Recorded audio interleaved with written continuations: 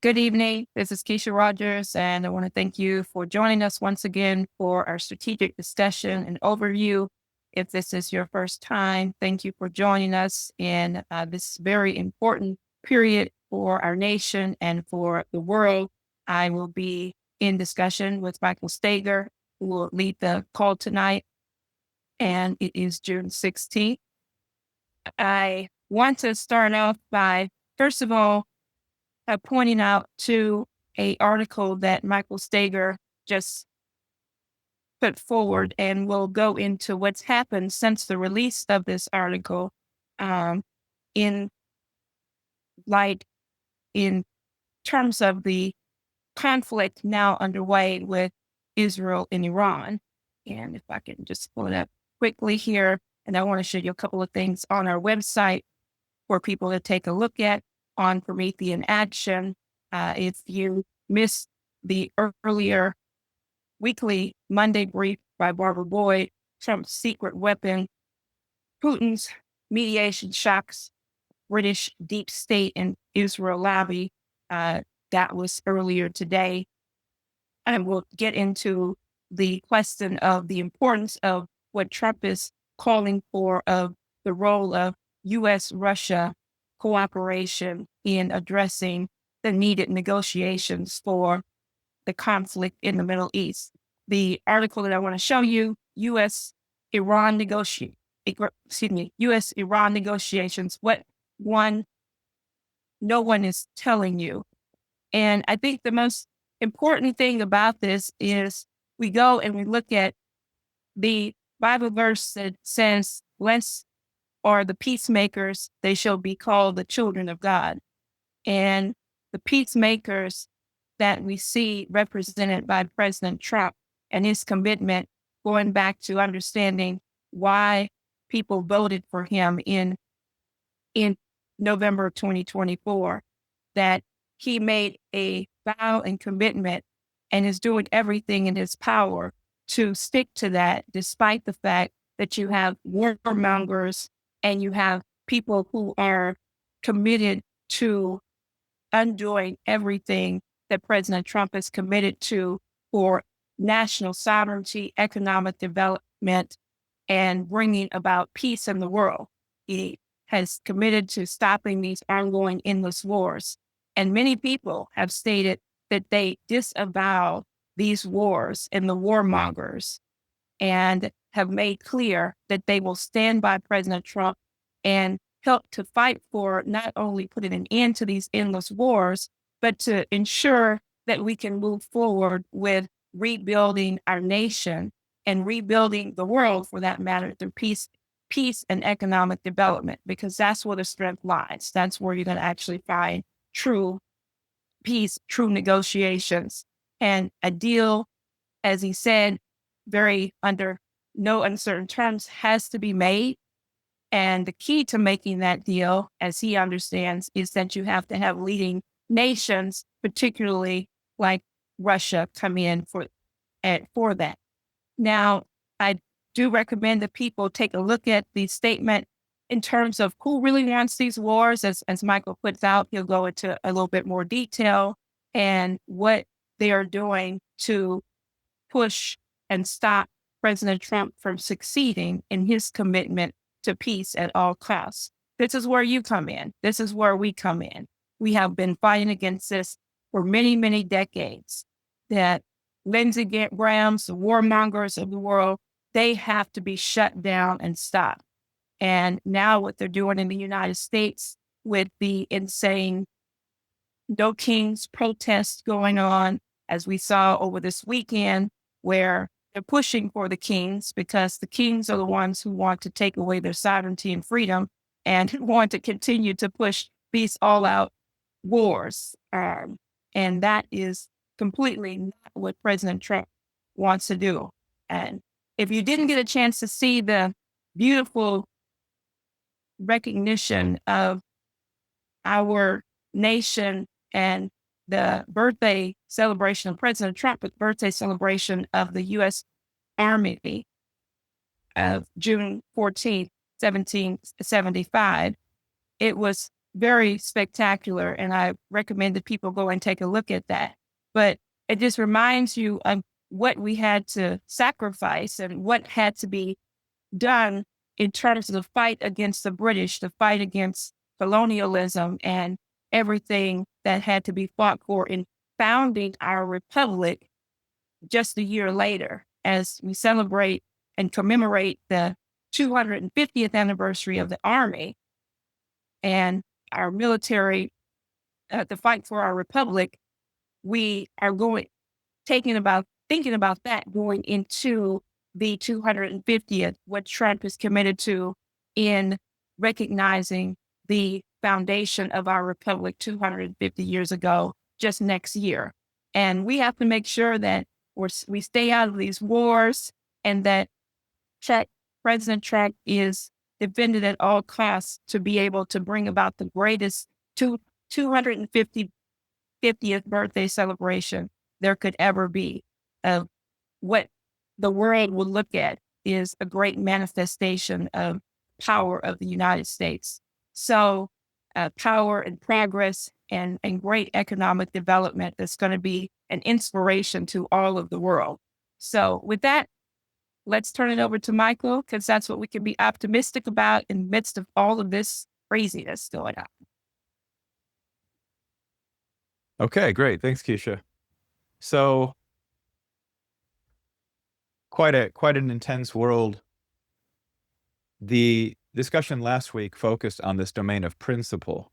And the core reason I focused on that was because too few people who are involved and engaged in foreign policy, politics,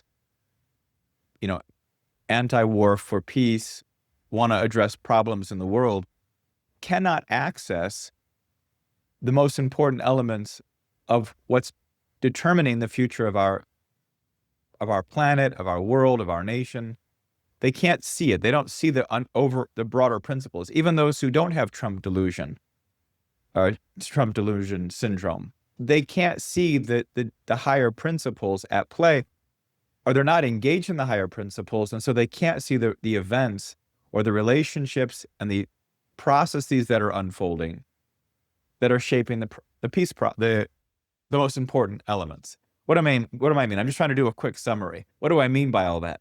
That the core question has been the U.S.-Russia relationship. That has been key. And the place where it will be most immediately relevant, besides, of course, the Ukraine-Russia conflict, is going to be Iran and the Iran negotiations.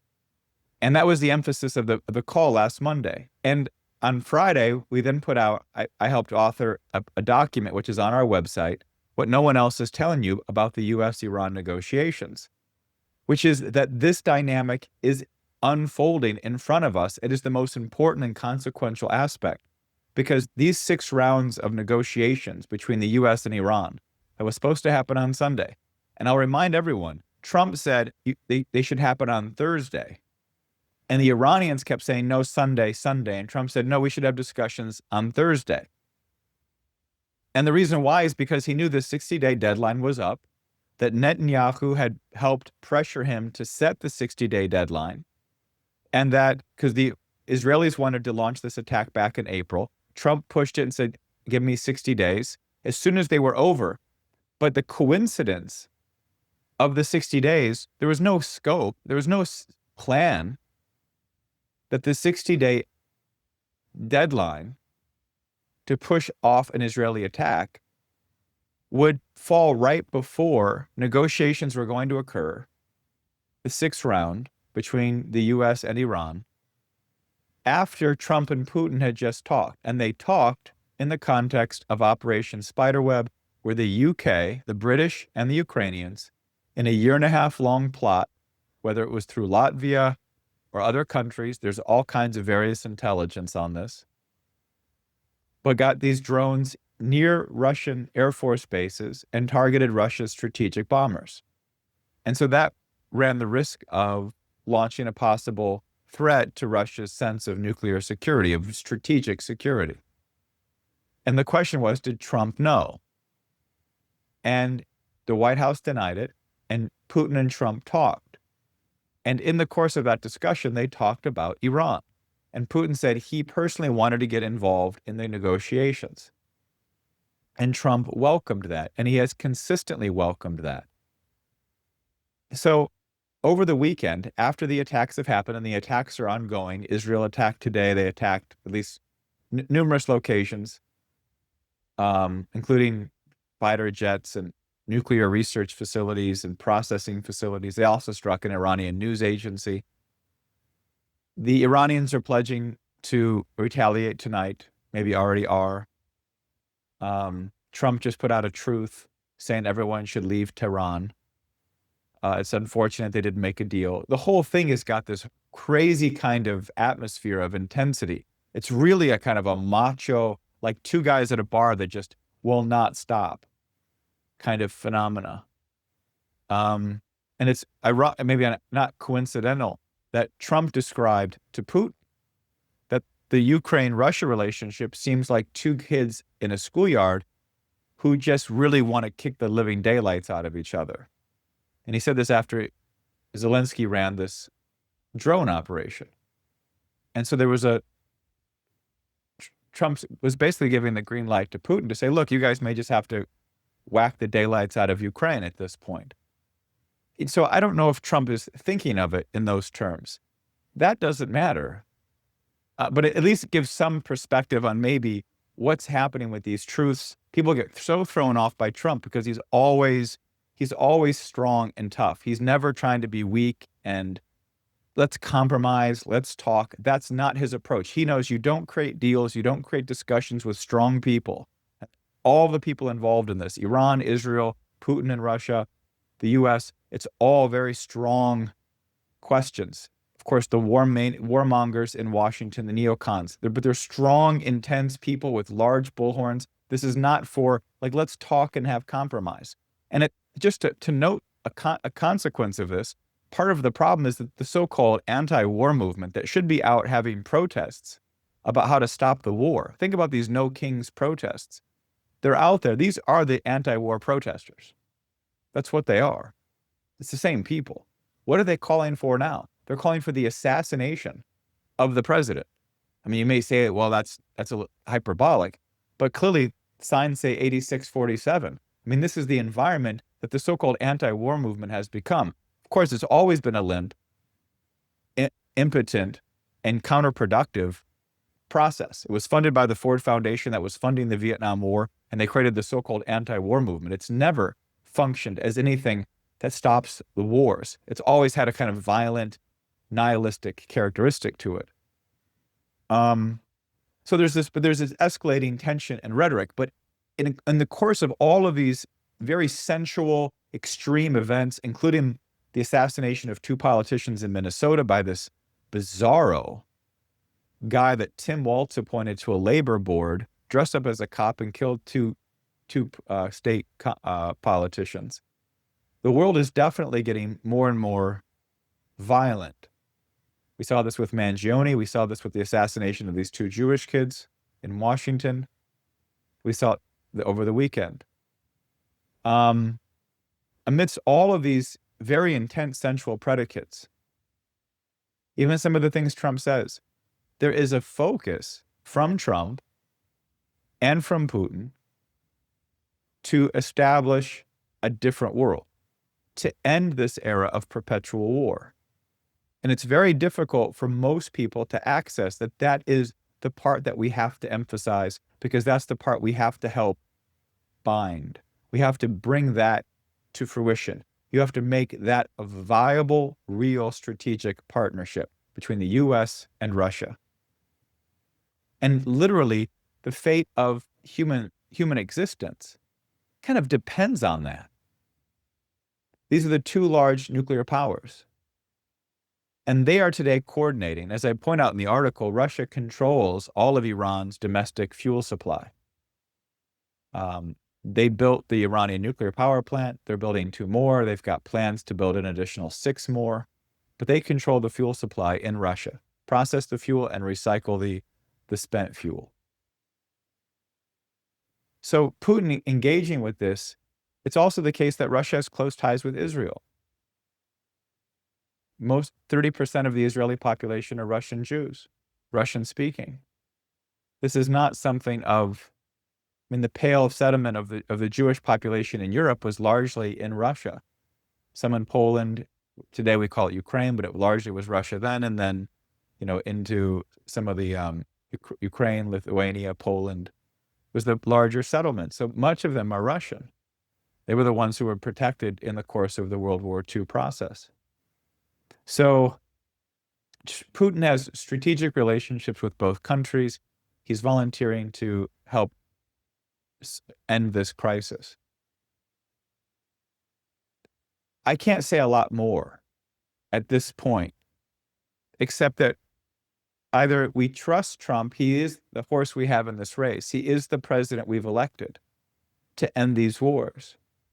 And he has never backed away from any of the promises he's made. It's part of the reason why he has to stand strong over his 60-day deadline, because he means what he says. If he's just saying that to sound tough, it really doesn't have any value or weight.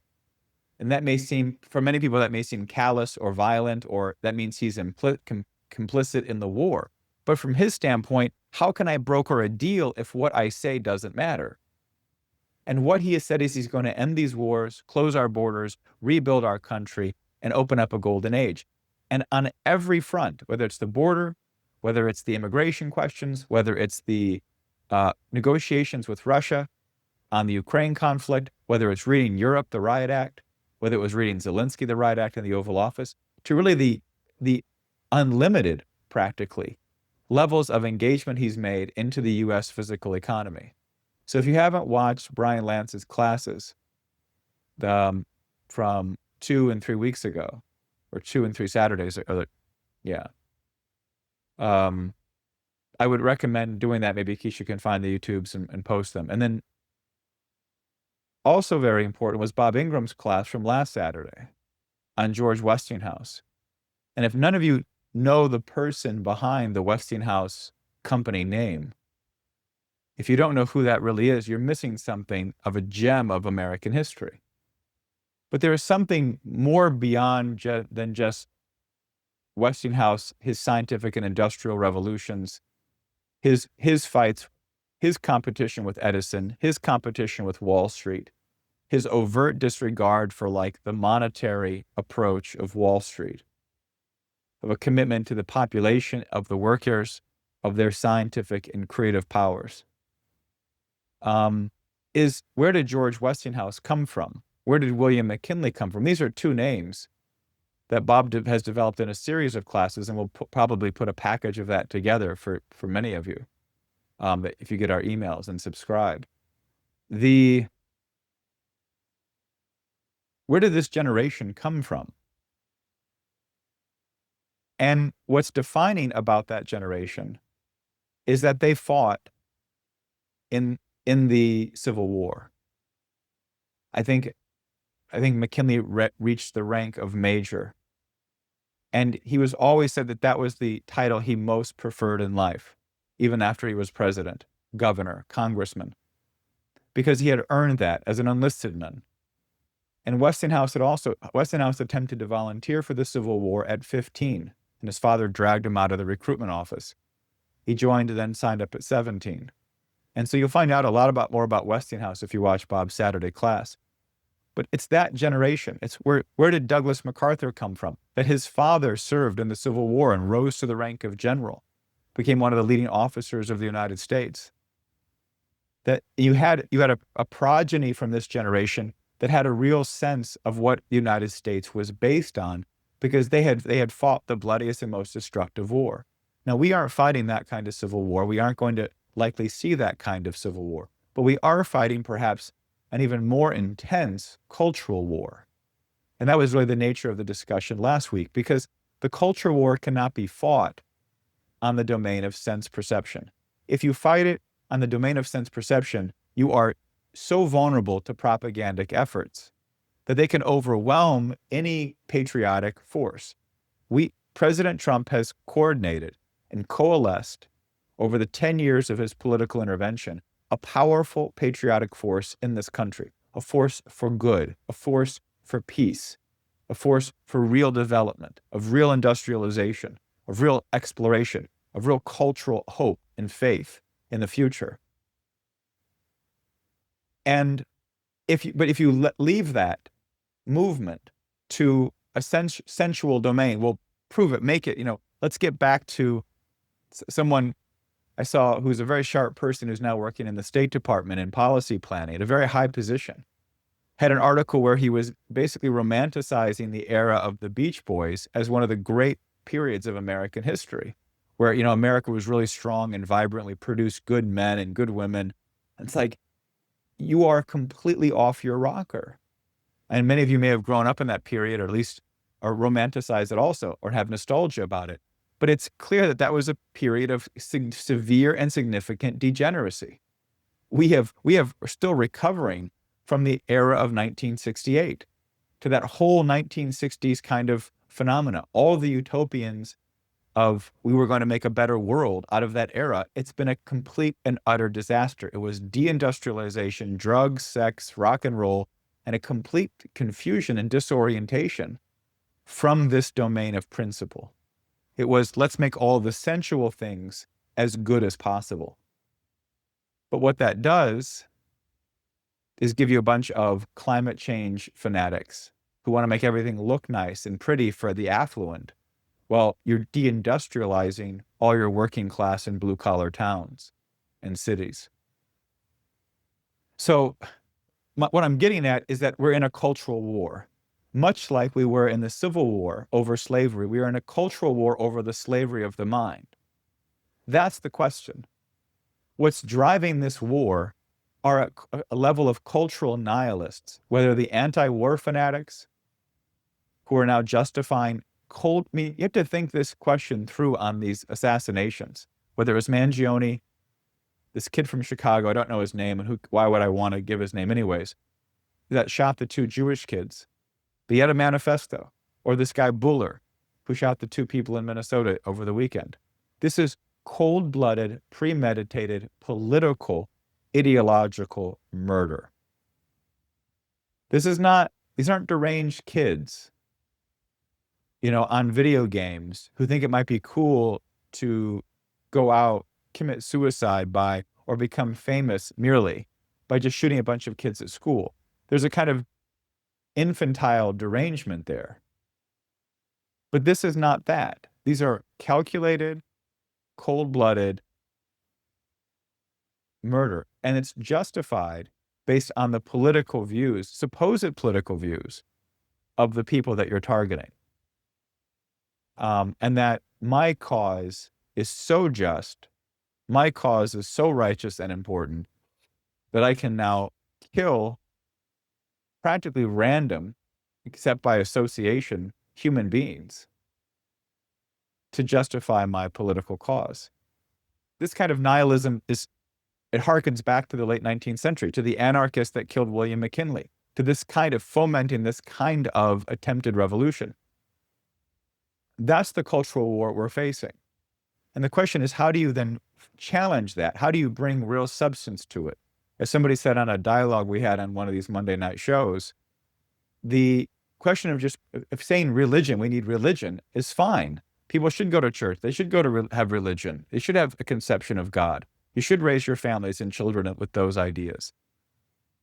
But that isn't going to address the problem we face today. Trump demonstrates that. He's not the church-going type. He's a warrior. He's bringing these principles to bear in society. As imperfect as he may be, he knows you've got to get out and fight for these principles. And you've got to be able to have people trust that what you say, you mean, and what you mean, you say.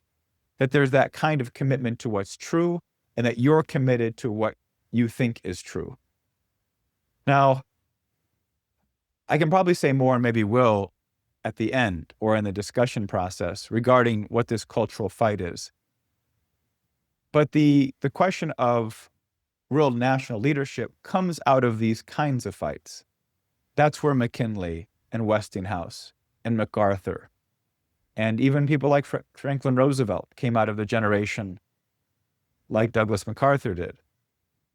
It's also the case that you had leading scientists in the world born around the same time in the 1870s and 1880s. People that made truly revolutions in industrial and scientific thought. And so there's an intersection between that kind of fight, and that the United States inspires that kind of fight, because many of those scientists weren't in the United States, but they were sure as heck affected by a kind of commitment to truth that the American people showed, that we showed in November of 2024, that we showed in December, January of 1861, or March, April of 1861, that there was that kind of engagement of a commitment to truth. The American people were going to back up what they thought to be true and fight for it. And from that, you develop the character and sense of leadership and sense of that I'm not going to back down and compromise. I'm going to stick to this, whether if I have to die by it. The same kind of commitment we've seen from President Trump. So if you've seen someone go through that kind of dynamic, then why all of a sudden start to say, oh, but now he's going to get us into a war? Has Trump risked his own life multiple times, clearly based on the assassination attempts? And Iran, to their discredit, published on their website, the Iranian government website, a mock video of a drone assassination of Trump on a golf course. And that was up when Ryan Root attempted to assassinate Trump on his golf course in Florida. So, the fact that Iran may have been wronged over many years of the sanctions and the neocons' obsession for war, but just because Iran has been wronged doesn't mean Iran is right. Just like even though if Israel has been wrong and is obviously wrong in this case for attempting to disrupt U.S. Iran negotiations, it's not as if Israel is the fundamental cause of the problem. The cause is the British Empire or globalist network, the ones that are hell-bent on creating a war with Russia, unleashing a war in the Middle East, unleashed the Hamas attack on Israel, unleashed the 9/11 attacks in the U.S., with, of course, including elements inside the United States security layers, with no doubt.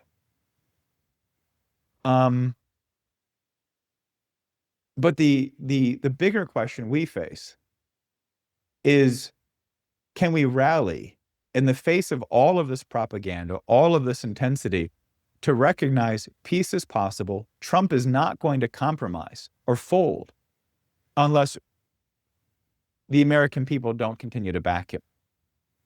Unless somehow he said, I've been through all of this, and now you're going to pull out and pull away from me because you're afraid of the war. Of course you should be afraid of the war. Of course you should recognize this is a dangerous situation. What do you think I live with every day? He must think to himself.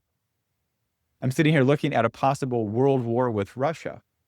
He said it publicly, and he sits with that on his shoulders, that he's the decisive element in bringing peace, because he knows if he doesn't do it, no one else will. No one else will be capable of doing it.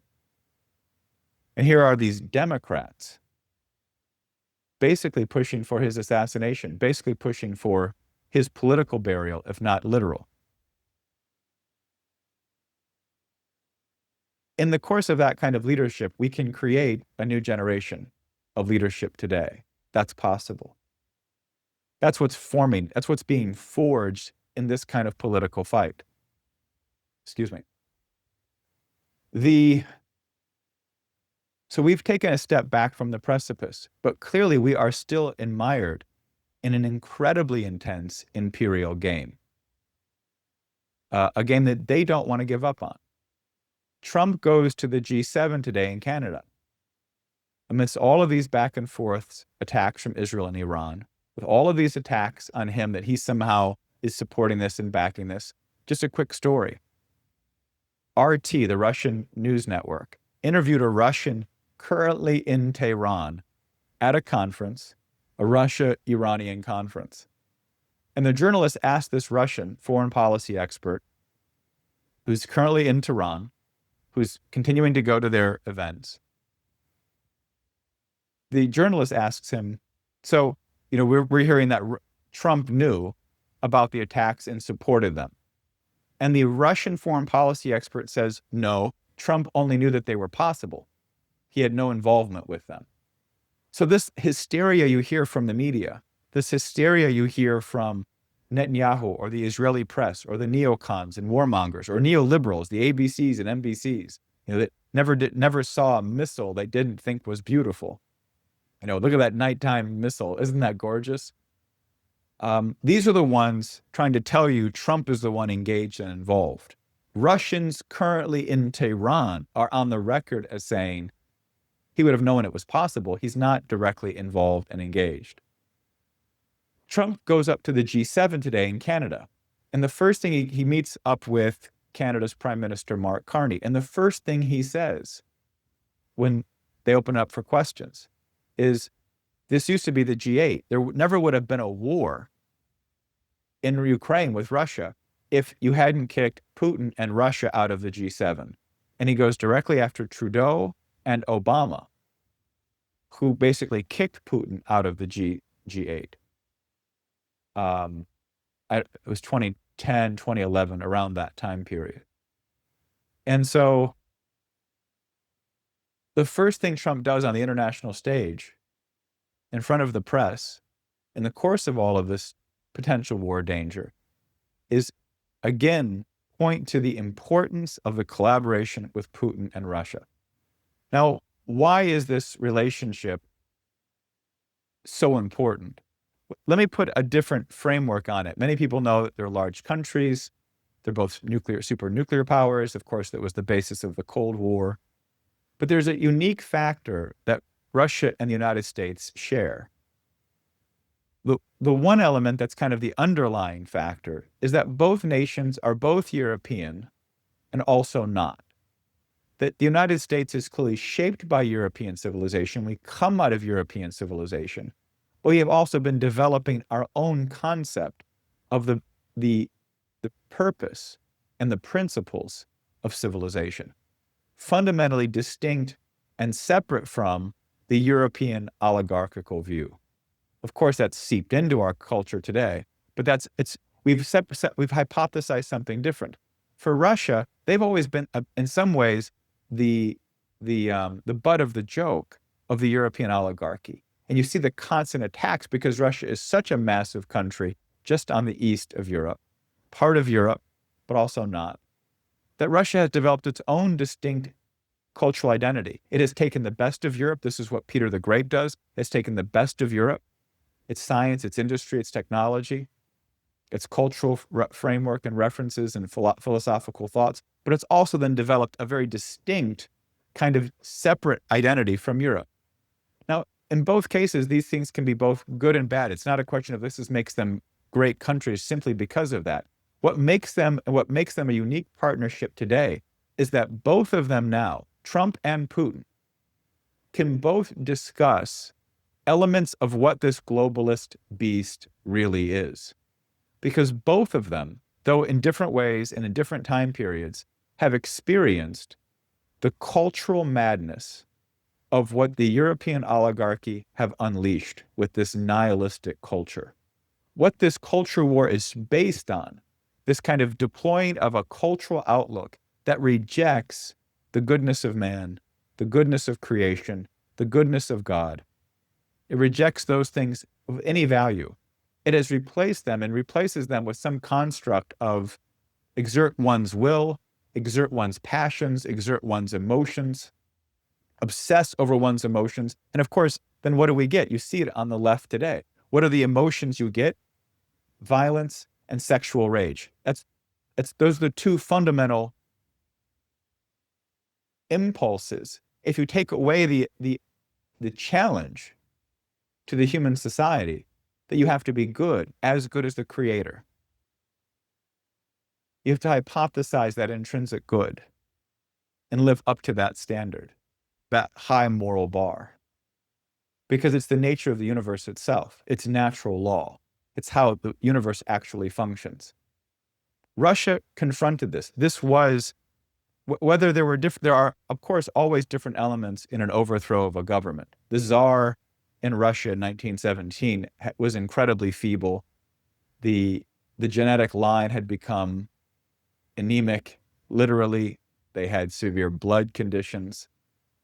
But there was a real collapse of viability in the government.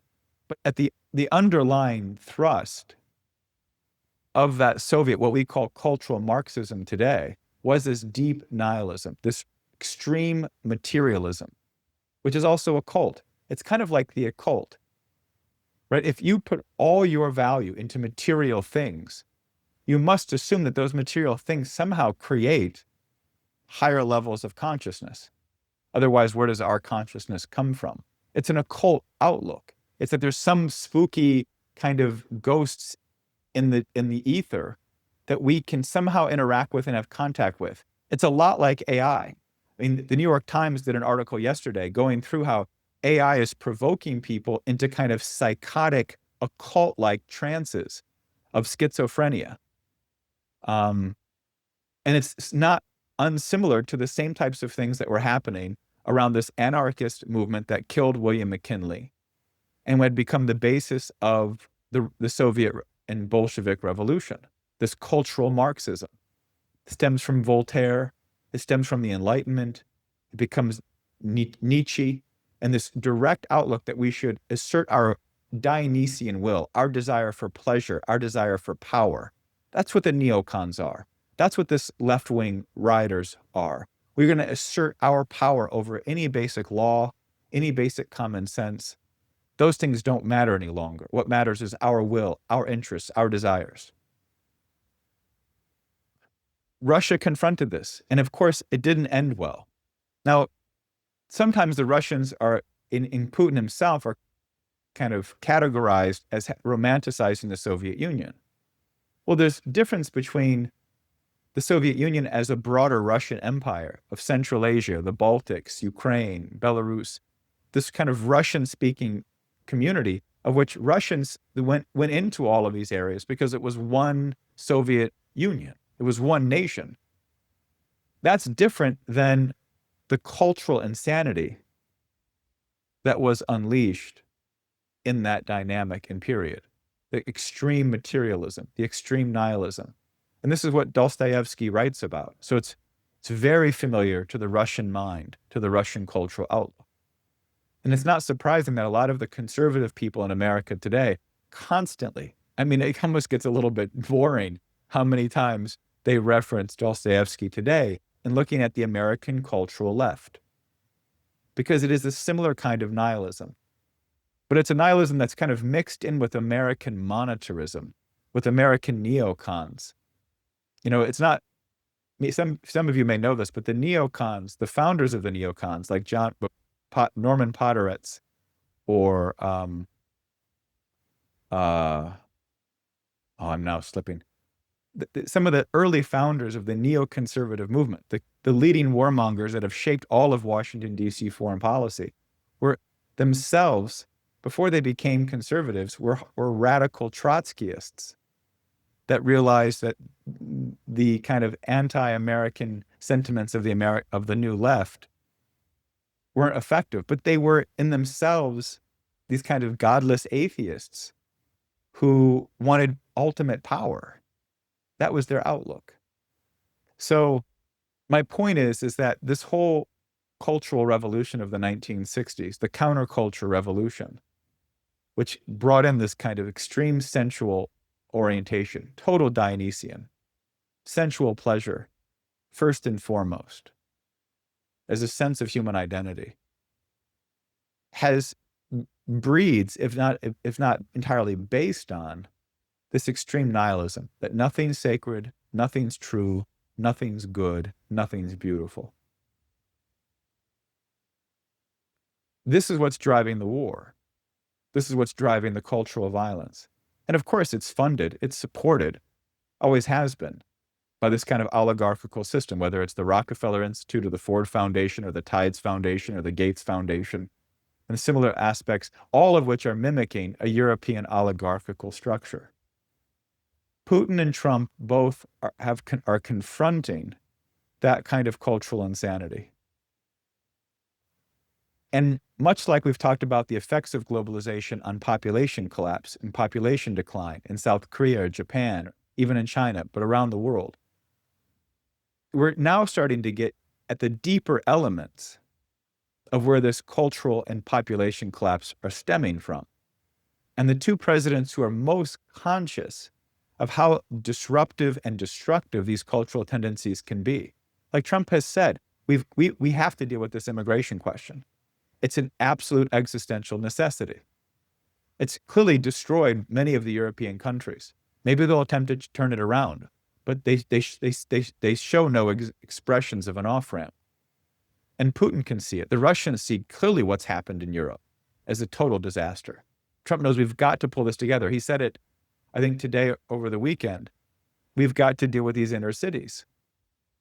Because these inner cities, which were the very concentrated industrial hubs of our country, have become these festering wounds of destruction and now illegal immigration, gang activity, drug activity, human trafficking, sex trafficking, all are happening in the inner city. Plus, and what makes it so visceral is that those inner city areas dominated by those kinds of activities are also dominated by the one industry that still dominates them is finance, a pure monetary sense of outlook, not industry, not science, not advancing civilization, not building a better, more beautiful city, but just pure monetary profit. And the difference, of course, is a brothel or a steel plant. A brothel will make you a lot more money with a lot less capital investment. But what will it give you besides syphilis? So these are the questions that Trump and Putin know well, they can collaborate on, but more importantly than anything, it's this outlook. It's this commitment to affirming the sacred, the good, the true, the beautiful. It's affirming that. It's asserting that those exist. We know what they are, an approximation, but it's never perfect, but we know what they are. And we're going to set up a system, a global system, based on those concepts, values, and principles. We're going to operate off of the domain of principle, because where else does the good, the true, and the beautiful exist? Do they exist in your senses? Do you see the good? Do you see the true? Or is it something that's hypothesized only within the domain of the mind? This is why this world is breaking out into a threat of war, because the enemy sees it. The enemy sees that Trump and Putin, especially, are pulling together this kind of dialogue on this kind of cultural basis and foundation. And from that can set the only way you can viably set up the foundations of a new system. You can't bring in accountants and lawyers and structure a new system. It doesn't work that way. It's attempting to extract principle from the senses alone. You have to start from principle. You have to start from we know what the good, the true, the beautiful are, the sacred. And we're going to assert that principle domain and let that be the foundation of a new global system. And that's what you recruit Iran to. That's what you recruit the Israelis to. That's what you recruit China to. A fundamental different conception. Get out of this empire versus, the victims, empires versus victims, East versus West, BRICS versus whatever. These are all totally artificial constructs. The question is mankind going to identify these principles? Is it going to assert a real victory for the mind, for the human mind? That's the cultural war, right? Because the sensual domain is not the human mind. If you reject that principal domain, you reject the mind. And this is what can cultivate. This is what can forge a new generation of leadership in the United States. This is what can give us, in the coming decades, like we see with J.D. Vance, is a good example of it. A 40-year-old guy who's being shaped by this dynamic. And there are people in their 20s today who will be in their 40s and 50s in a generation, and they will be shaped by this question. But the outcome of it today depends on those of us able to participate in the most conscious way towards what this real war is, a real war for the United States, for the principles it stands on, and for the kind of human identity that can access those principles, that lives and breathes those principles. That's what we have to manifest. That's the foundation for the relationship with Russia. They get it in their own way, but they get it. And they see that the United States got it. After Trump and Putin held that phone call, now about 2 weeks ago, there was a polling in Russia, and the support for collaboration with the United States went from 50% to 80%. The Russians get it. They see what Trump's attempting to do. They recognize this similar cultural fight. And clearly Trump is unwavering in his sense that this is the most critical relationship. So it's not perfect. It's not a formula. It's not like we can just plug it in. It's got to continue to be developed and fostered.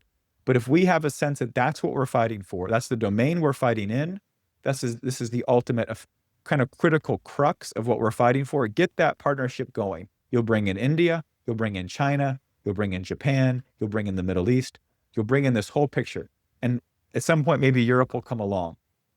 But you've got to forge this higher conception. It'll affect the Roman Catholic Church, which will have a huge effect on Mexico and Central and South America. Because once you have that principle out there, if any other institution wants to have legitimacy, it also has to then express an affirmation of that principle.